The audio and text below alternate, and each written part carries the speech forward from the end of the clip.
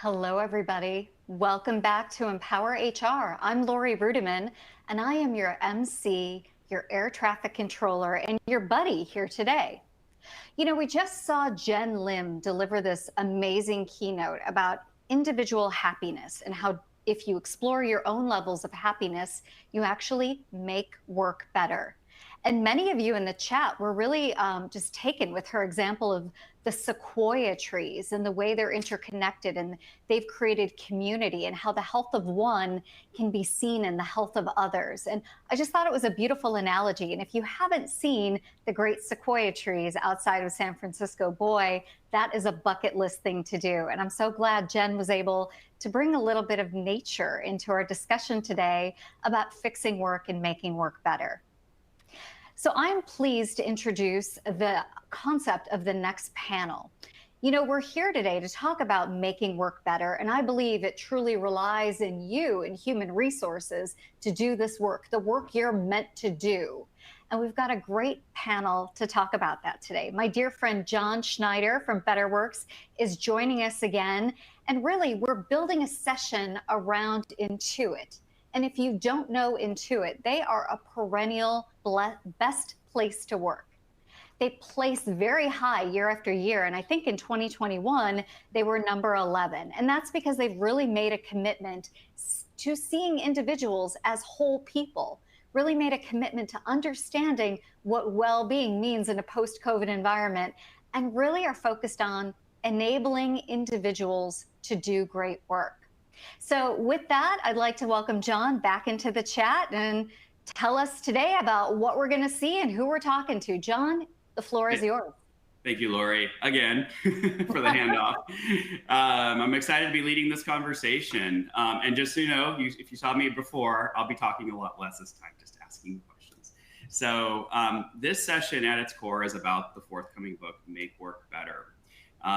The title of it, Make Work Better, Revolutionizing How Great Bosses Lead, Give Feedback, and Empower Employees. That should encapsulate a whole lot of what this whole day is about. The book explores the shortcomings of conventional performance management, and it presents a novel and enhanced strategy that fosters performance, resulting in a more committed and productive workforce. With that, I want to talk a little bit about who you have on this panel here in more detail. So we have our CEO, Doug Dennerline. As a former executive across several technology companies that are very reputable, everywhere from Cisco to SuccessFactors, WebEx, and HP, Doug has a finely tuned perspective on understanding what accelerates and can hinder organizational performance. And he's leveraged those insights to reimagine performance management over his career and his time at Betterworks here. As he says, the traditional process is universally despised. It's a check-the-box process that does not help lift performance. And a fun fact about Doug, Doug has actually flown for 3 years of his life. He's been on airplanes for 3 full years. So I'm gonna give a fun fact for each person. So in the chat, if you want elaboration on the fun fact, I encourage you to chat about it. That's the first one. They ladder up, they get better over time. Jamie Aitken is the Vice President of HR Transformation at Betterworks, where she helps customers develop strategies to improve talent management practices, employee engagement, and culture. In the past 25 years, both as a business leader and a consultant, Jamie has become an expert problem solver. She breaks down complex problems into simpler parts and really tries to get to that root problem issue. And in doing so, it transforms HR and people processes to make them more efficient, streamlined, engaging for employees. So here comes the fun fact on Jamie. She actually soloed on an album, and she claims that it is nowhere to be found on the internet. So I hope there's some hackers out there and can prove her wrong on that point, but it's never been found. So beyond the book and what we're going to be talking about here too, I do want to call out that this is very much also about the Intuit story and references to it from the book. And this is a story of a business that did and is doing the kind of work that is symbolic of what the best practices are that are espoused in the book. As HR leaders, I just want to call everyone out here listening to this, you're exquisitely positioned to take the calling and lead your own transformative rethink of performance management. And so we're all very fortunate to have Humera Shahid as well from Intuit with us. She has over 20 years of experience, and she is at Intuit, and she's the Chief Diversity, Equity, and Inclusion Officer and VP of Talent Development. That's a very long title with a lot of responsibility. Her aim is to build great leaders who drive powerful culture and business impact. This combination unlocks unrivaled innovation at Intuit.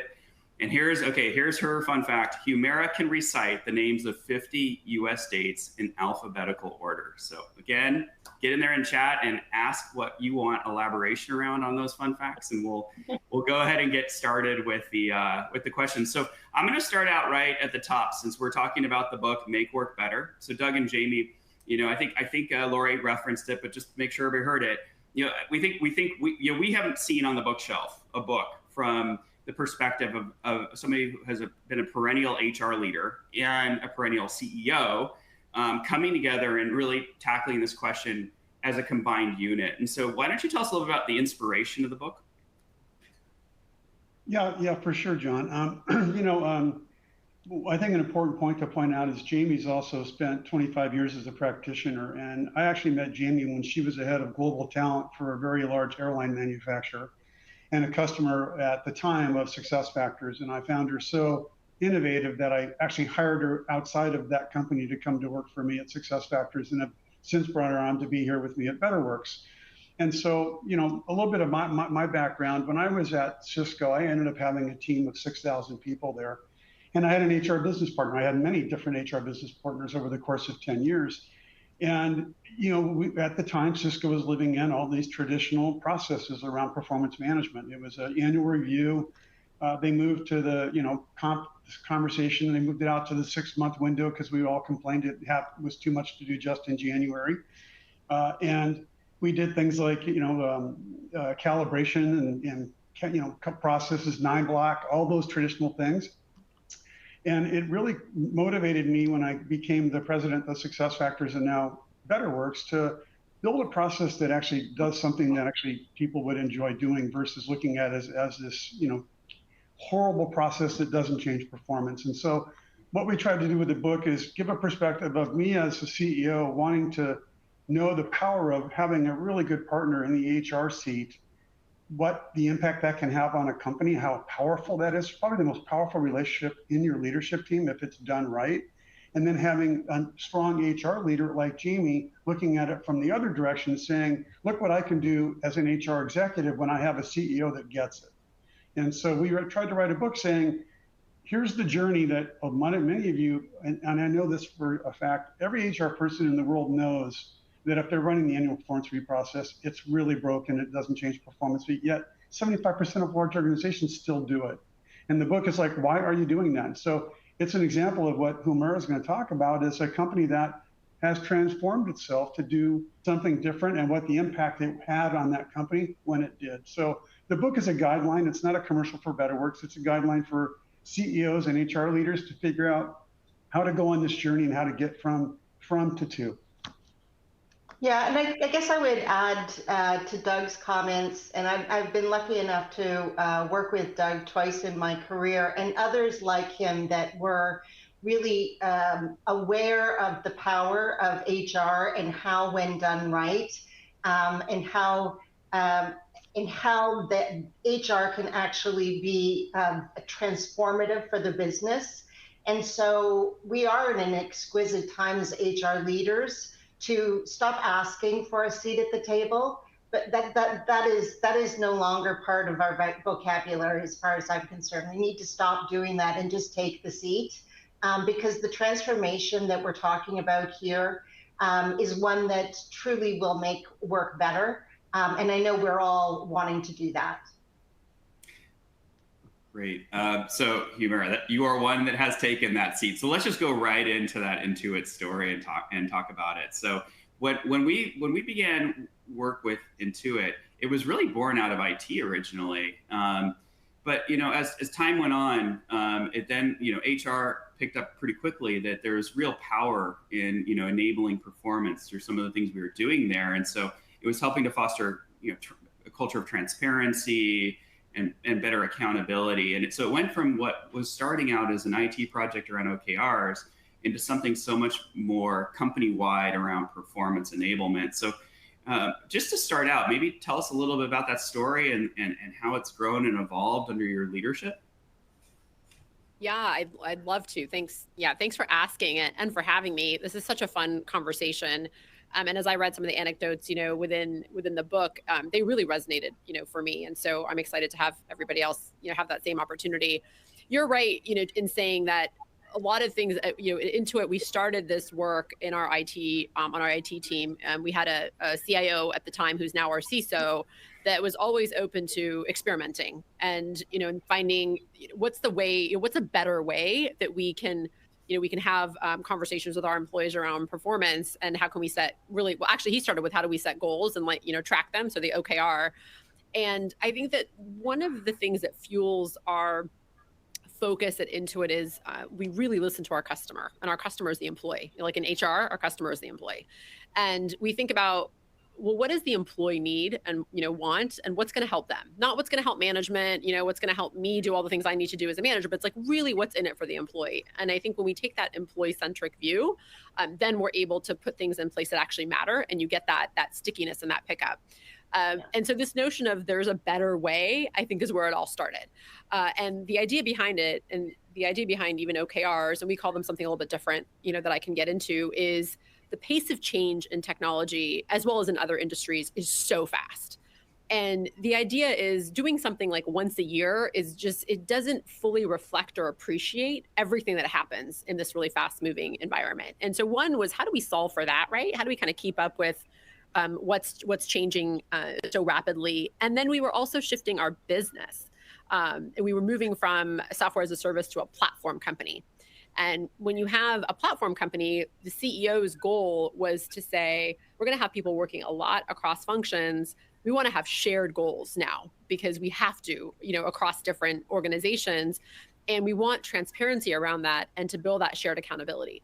And so when we thought about bringing together that the rapid pace of change, employees telling us, they wanted to know more frequently, getting feedback and what was happening. And then when you combine that with the business transformation, this was a time where we can now talk about company and individual performance, together. And so we took advantage of the business and what our employees were saying, and kind of went on this journey of performance enablement. Hey, John, I would add to Humera. What we found is, when you're doing just a goal methodology like OKRs, where it's about, managers meeting with people and setting goals for making the company achieve what it's trying to achieve and make sure you're aligned to that, is good. But it actually, the superpower of it is when you start to add a couple of goals around what's in it for the individual. Who do you want to be in the organization? Where do you want to go? And you were very good at expanding, just going from the OKR thing in IT to company-wide thing, which is, hey, we want to make you great too, not just what you're doing for the company, to combine those two things together. Yeah, 100%. I think that's a great segue. We're going to ask a question of the audience, and then we'll dive a little more into the interpretation of it. But given this interest, this unique perspective of coming in from the goals perspective and kind of expanding out, we want to ask the audience kind of where they're at as well. So the question that we have for the audience is, to what extent does the HR team at your company participate in the goal setting process today? And so choose an option there. We'll sit on this for about a minute, and then we'll advance and see the results. And then we're going to talk a little bit about that as well.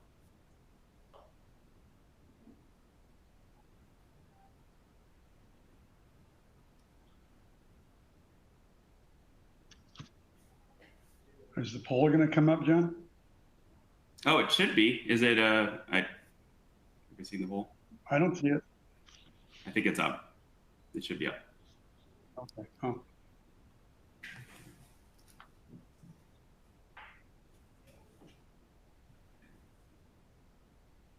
Or it's a very long silence for this group.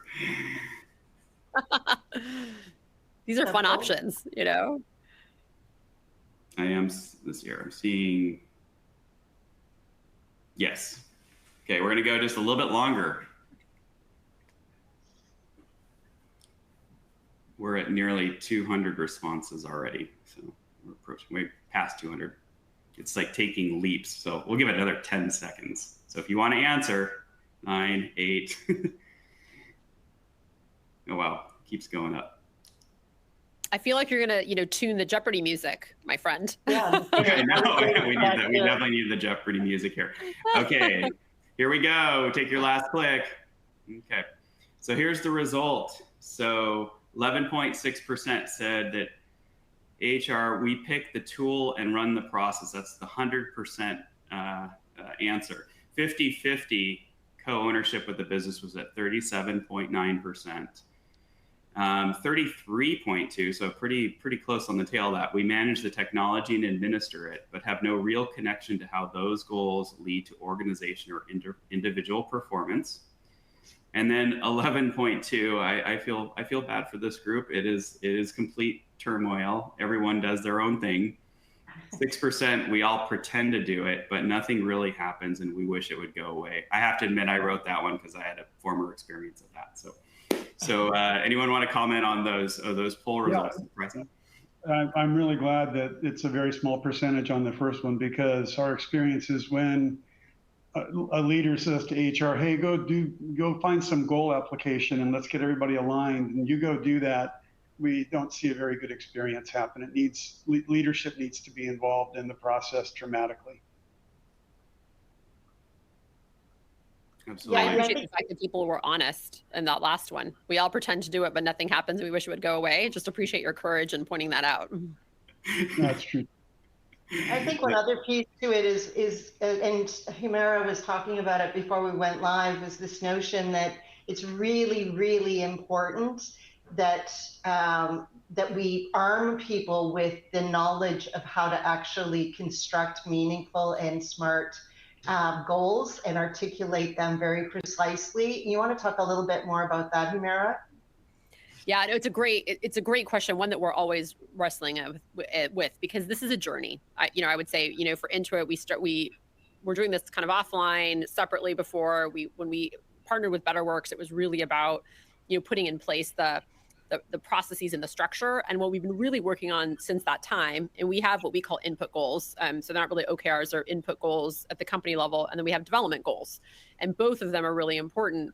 And what we're trying to get now is, how do you do that in a way that's high quality? And it's high quality, meaning they are actually, specific. They do set like a high bar for what's expected, in this particular performance cycle. They are actually measurable, so you can get feedback, right, on what you're doing and how you're doing and whether or not you're making progress. And if the goal isn't written well, like, none of that can happen.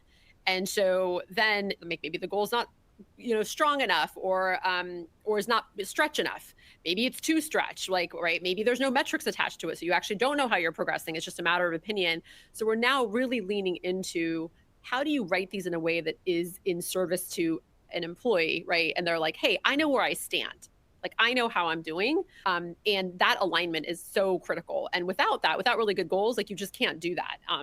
We've also found, putting on my diversity hat, that the more specific you can be, and the more measures you have attached, the more you remove this notion of just bias around an opinion, and it's actually fact based, which is also really important to us. The other thing we've used it to is to start to calibrate against, who has what kind of goals, right? And so are all people setting goals in a way that's equitable based on their role and their experience. And that's also really important when we think about, diversity and how that translates to performance and pay and all those other things. Right.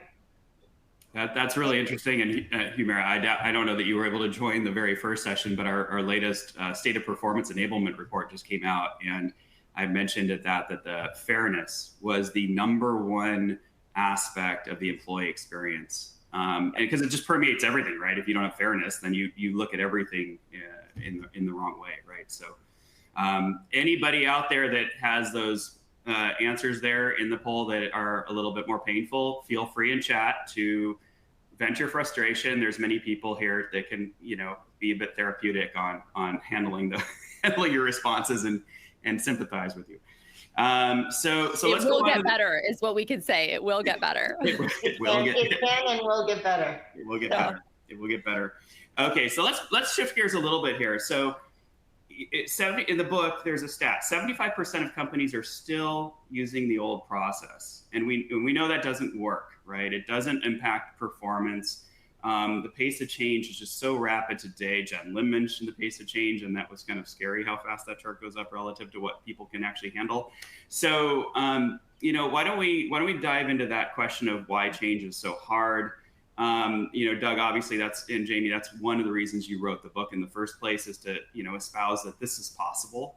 So, both of you, Intuit perspective on, and where your journey, and also from a book perspective, how do we make that change happen? Well, we really tried to flip the process into something that, today, most of these are kind of driven by HR. They're compliance driven. They drive comp changes. And, it's not something that people see value in as if you're an individual contributor or manager. And so we really moved to try to be something that creates lightweight conversation. So certainly we're not advocating that you take your annual process and do it 4 times a year. That would be nutty. But it's to take the time that it takes to do what we're proposing you do takes much less time than the annual thing. But it creates an engagement between manager and employee that isn't there for the once a year thing.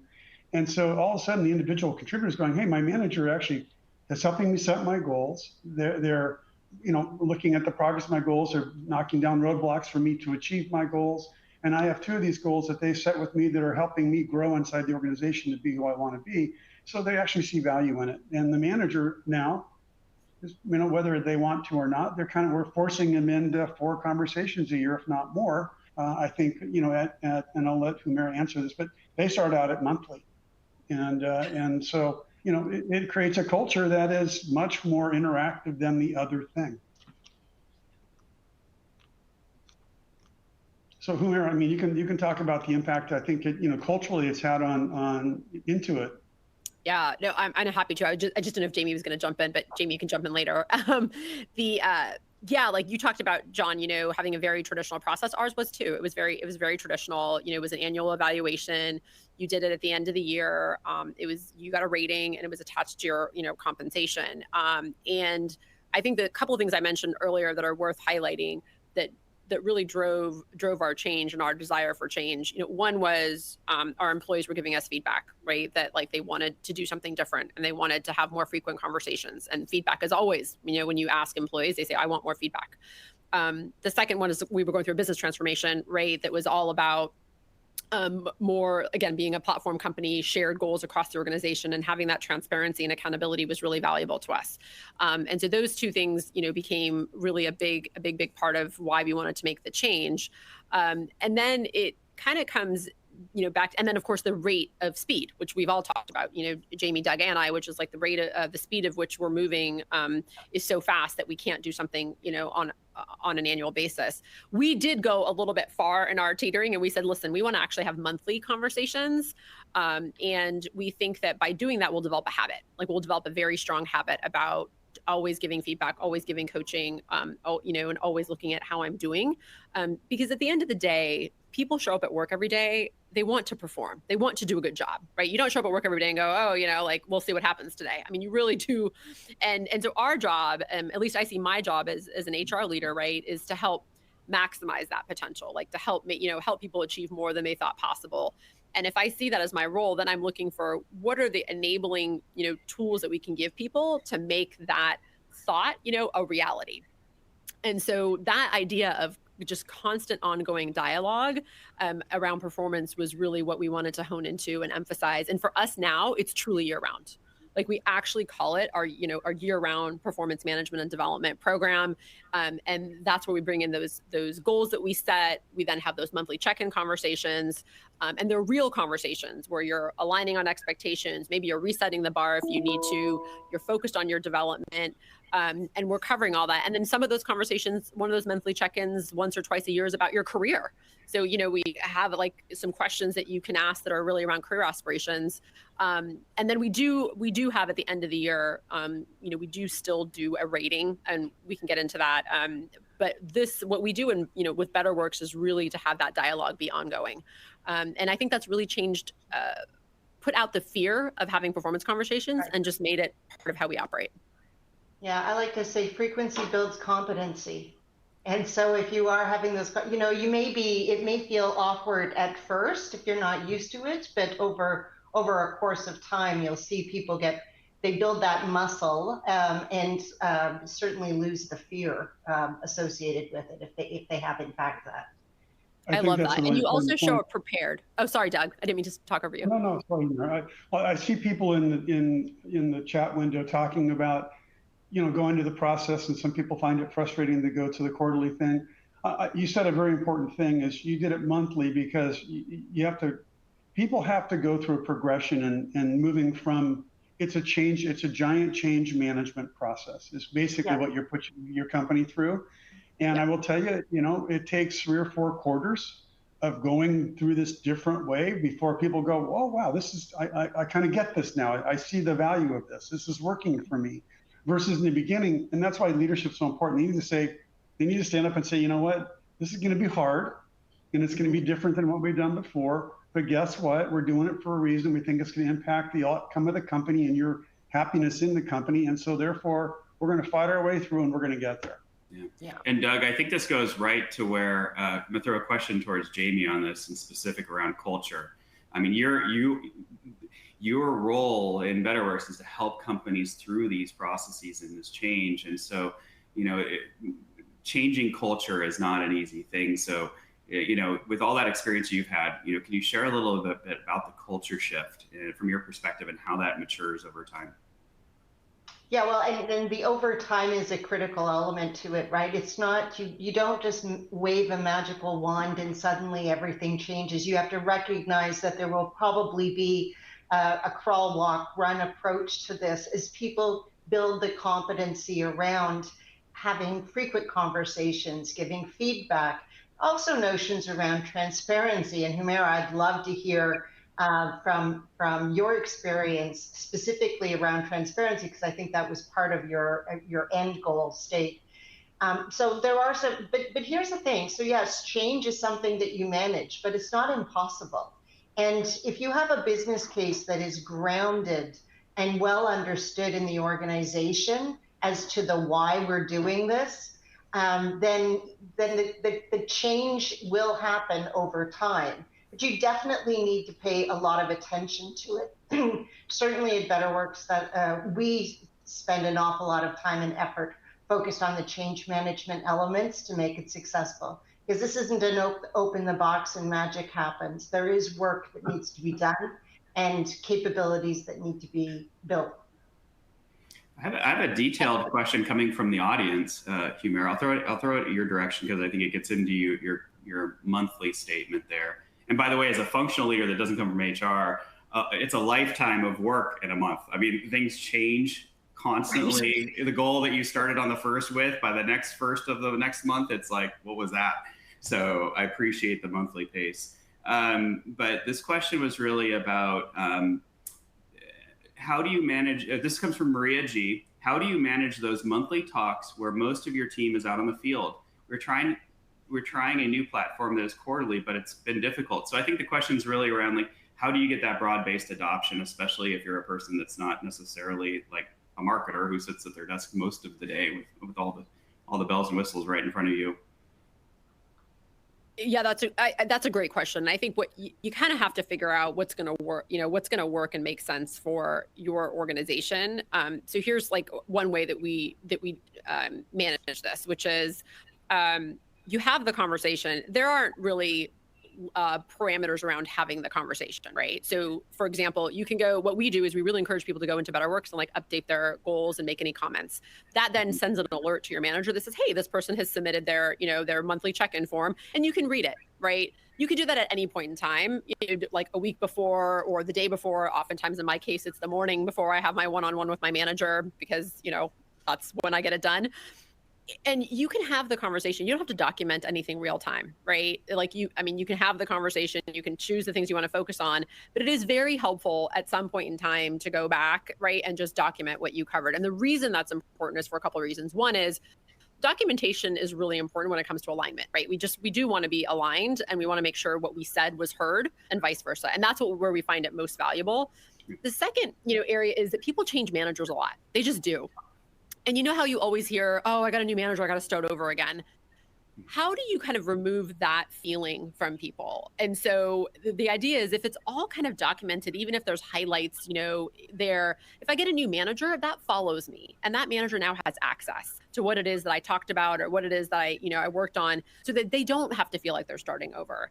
And so again, it goes back to the employee-centered view of this, right? Like, what's in it for them? And it's not just like another task or another activity. It's like, well, no, I do want to have alignment and be clear. Did I hear the feedback that I was supposed to hear? Am I clear on what my next steps are? Oh, and by the way, like, if I'm going to have a manager change, like, this is going to follow me. So it behooves me to do this. Oh, and at the end of the year, right? It's also really helpful to have that record, but it doesn't take me long. I will say, once we get into practice, and I think when you first start out, it does take a little bit longer. You're trying to figure out, what do you want, what your manager wants. It really doesn't take me that long now.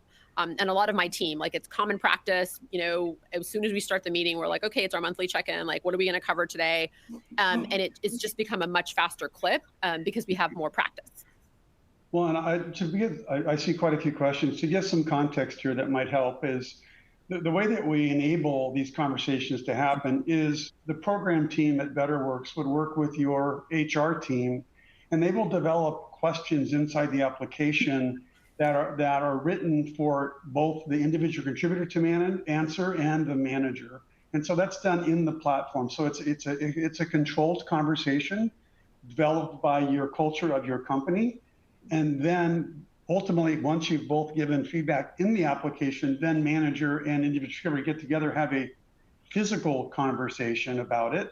And so then you can click the conversation as done for that quarter. So to kind of give you a little bit of context around what we're talking about here, that's it. And the conversation is done with lots of exposure to everything that person's working on. So you see their goals, you see what feedback they've gotten, you see what their attainment has been. And so it removes bias from the process too, because you're looking at their body of work as you're giving them feedback on the progress they made every time you talk to them.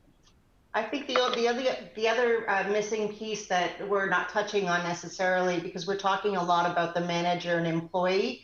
However, there's also capabilities to have feedback from your peers, from other people in the organization above and beyond just a manager and employee. So when Doug, when you talk about body of work, we're also looking at the feedback that you're receiving and maybe recognition that you've received from others in the organization as well. So it really becomes rich with data. Yeah, and we love that. We love that that it's all in one place. Our managers always say that, oh, it's so easy to get feedback. And you can even, it can be on specific goals, et cetera. And so having it all in one place really helps. Here's a great question. I have to ask it of Humera. John, are you seeing it too? It says one? Thought leaders say not to tie performance to comp, and we know organizations still do to differentiate performance and pay incentive. What guidance do you have for those organizations that decide to keep the tie? Yeah, there's no perfect answer to this one, right? Because I've been in organizations that have had, that have performance ratings tied directly to comp. I've been in organizations where there's no rating, but there still is a pay for performance culture. And as a consultant, I designed pay plans with performance, and they were like team plans. So here's, for what it's worth, here's how we think about it at Intuit. So we do actually have ratings, and we do pay for performance. And that is, that is something that's really important and core to our culture.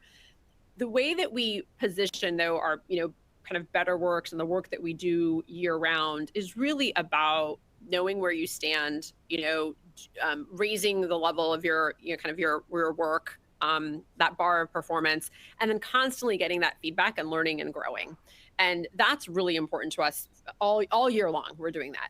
Now, at the end of the year, do we take a look and we, look at the summary and the body of work that's been following you all year and assign you a rating? Yes. And that's but we don't assign it in Betterworks. We actually do it in a totally different system, because this is a system where you're getting feedback and, and you're getting development.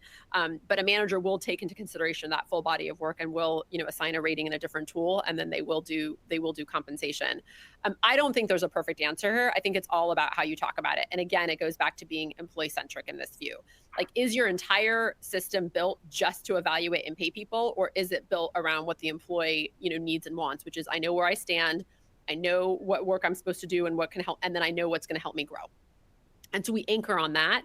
And then the other pieces just kind of, fit in, as they do, just based on our comp philosophy. I don't know if that helps. And I'm sure you have a ton to add, Doug, and Jamie, based on your experience, but that's ours. That's really well articulated. I will tell you the one thing to be careful of, and this is something that Intuit does exceptionally well, is you don't want to tie too hard to goal attainment, because people will then just write easy goals and over attain them. But you want to agree as you set those goals, is this something my expectation is that you will achieve? Or is this an aspirational goal, which, boy, if you get to 70%, you did a really great job. And I think if you do that, then you can use attainment around goals as one of the feedback, or the mechanisms to decide how people are performing. I love that. That's a great caution, and one that we've absolutely, had to deal with. So Humera, we'll go to another question here on around back to your topic of input goals. Curious your perspective on in terms of like how have you been able to measure or see employee engagement or other metrics improve around the the effectiveness of input goals? Do you feel they're more connected at work and their teams? Are there ways you're measuring anything like productivity and engagement? Yeah, that's a great point. We do look at some measures. I'm sure we could look at more. So there's a couple of things that we look at, right? First is we do want to know if you have adoption. Like, are you kind of engaging in, do you actually have goals? We look at that, and we're like in the high 90s. I think, Doug and Jamie both know this, or you all do, which is just phenomenal, right? That people are actually feeling like this is something that they think is important, and it's also expected, and it's also role modeled from the top. So all of those things is what leads us, I think, to have, a high goal adoption rate. Then we look at our engagement survey asks specific questions around, I understand how my performance is evaluated. That's actually really important to us. We ask questions around, my manager gives me feedback, right? And we also ask questions around, I'm getting kind of the coaching that I need. And also recognition is actually another one that we ask. Because again, recognition is also a really important part of this. When you're having those monthly conversations, right? It's feedback, but it's balanced and feedback. And so we score, I would say we've been tracking it. And, John, over the last, we do a survey twice a year. And so we've been tracking it. And we tend to be in the mid 70s around how my performance is evaluated. And we're really trying to get under that. And what we're finding, right, is that it's not necessarily they don't know how it's evaluated. They're more focused on, I don't know how I can get promoted. So we're trying to, unpack that. And then when we talk about getting feedback and also getting coaching, our scores like in the 80s. And so we do find, right, that there is a connection. We're seeing positive upward movement, on these items, because there is a way to do this that's consistent across the company. Maybe a point here too is this is a mental change for people in HR too, though. We've been talking a lot about goals. Well, what our best companies do in us is they move away from a backwards looking conversation and saying, what did you do over the last 6 months? Let's look at that body of work and let me give you some performance feedback, to trying to move the conversation to something's more about, I call it accomplishment and achievement. It's, setting the goals together, talking about those goals, so that we try to put goals at the center of the performance conversation, but it's not so much around performance. We actually call it performance enablement. So it's enabling people to perform. It's not the backwards looking thing. So it's a fundamental shift in the way that you would do traditional performance management. And that's what we like to do more frequently. Oh, sorry, Jamie, go ahead. No, I was just going to say, and blending those with, career aspirational goals and having conversations around where do you want to be in the next 3 months, 6 months, year? How can I help you? And so you're enabling, and I think that's a critical component. It's not just about what I'm doing, it's where I need to go and how my manager and others can support me in my growth in that area. And I think we haven't touched on this either today, but what great companies do too is they expose the visibility of goal setting to everybody in the organization. So everybody can see everybody else's goals. We have analytics that managers and leaders can see the attainment of those goals, and we let people nudge and cheer people around goal attainment, which, like, oh boy, the CEO just gave me a cheer on attainment of my goal, and I'm 5 layers down the organization from the CEO, and he's looking at my work. And so it's a powerful thing. Totally agree. And I love the feed forward, right? That's actually the challenge with once a year, is that you're like trying to remember what happened a whole year or even twice a year, right? It's not enough because you look too far back. And this is about, wow, I'm getting this input and feedback and I can actually very quickly implement it. So we have we can have a very different conversation moving forward, and I have time and I'm empowered to do something versus I'm just getting delivered a verdict, so to speak. And that's what we really want to move away from. Well, I'm sorry to interrupt, team. I hate being the bearer of bad news, but the session is starting to wrap up and come to an end. The chat has been really vibrant, and both John and Doug have been on that chat. So I feel like we've answered quite a bit of those questions. But we had a question in the last session with Jen Lim that I thought y'all might want to take a crack at, and that is, if you had to recommend one book that's not your own for the practitioner who's watching, what book that would be. And Jamie, let's start with you. Sorry to put you on the spot. Well, I'm a great lover of change. I've spent most of my career in it. So Who Moved My Cheese is an oldie but a goodie. That's a really good one. That's a great one. And Humera, how about you? I'm a big fan of, I mean, this is an older one, a big fan of Cotter's work. And so it's like, kind of what got you here won't get you there, so to speak. And so I just think that's so valuable in this work. Thank you so much. And Doug, you got a book for us? I do. I think leadership has changed pretty dramatically in the last few years, from kind of a control thing to a very much an empathetic thing. And if somebody knows that your whole motivation as a leader is to make somebody better, that's a good thing. And I think Kim Scott's written a couple of really interesting books around just radical candor and understanding, and being invested in people's success. You're not there to lead them. You're there to help them achieve what they're trying to accomplish and be their backbone, if you will. So that's a good one. That's a good one. And John, we'll wrap it up with you. Any book that you can think of that you can recommend? Okay, I'm a marketer, so it's a little different. But I have to go with I'll go back to Jen's comments on the pace of change. It's so rapid, and I know it's an old book, but I would have to go over Crossing the Chasm, because I think that whether you're in technology company or not, the context setting around how much change is for your customers and how much it's motivating and driving change, required change within the company, is really critical framing. Like, where are you in the spectrum of the adoption of your product? Who's buying it? Why are they buying it? How do you get to the next level? It's a big motivator surrounding like exactly what you should be considering around goals and objectives as well. And sometimes if you don't get it right around like where you stand relative to the market, your goals are super unfair, and so I would say that one is very meaningful to me. I've just always gone back to it, no matter how many times I think it's outdated. Well, that's great. Thank you all for the recommendations. And just to know, all of you out there, you will be getting a copy of Jamie and Doug's book, Make Work Better. So that is coming to you. That's going to happen. It's our gift to you for spending the day with us. Now, listen, everybody, we're going on a 15-minute break. John needs some water. Doug probably needs something to drink too, right? We all need hot tea for our voices. But we're going to be back and have a really great panel about really architecting the future of human resources and what that looks like. So we'll see you in a little bit, but make sure you join us again. Enjoy your 15-minute break, and we'll be following up with you pretty soon. Bye.